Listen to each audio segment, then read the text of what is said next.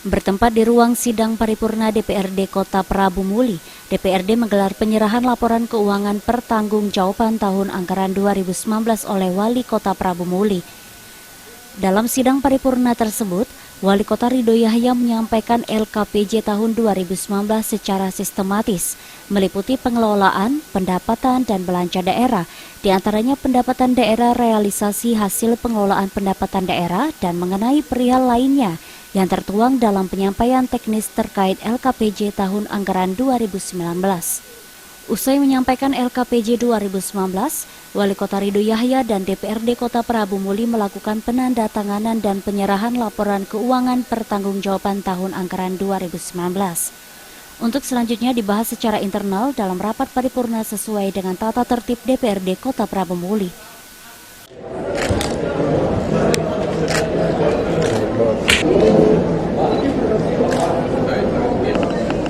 Merapat lagi Pak, yuk merapat Pak.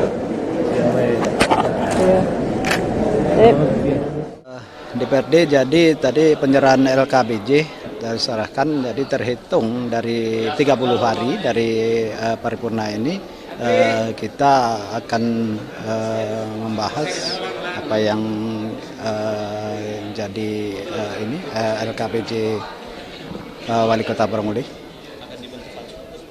Makanya ini nanti kemudian pansus. Jadi selepas ini nanti kita ada paripurna intern bentuk pansus untuk penjadwalan ininya.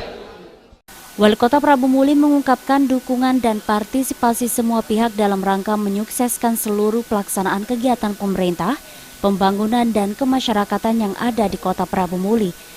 Setelah menyampaikan LKPJ tahun anggaran 2019, Pemkot juga akan melaporkan hasil pemeriksaan atau LHP dan juga merancang perda serta menyusun anggaran belanja tambahan Kota Prabu Muli.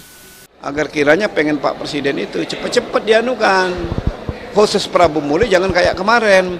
Antara nagih, kan kita Prabu Muli kan beda dengan kabupaten kota lain.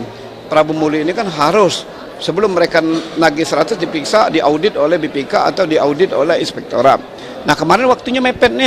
Nah insya Allah dengan cepat pembahasan RABIT ini bisa lebih cepat lagi.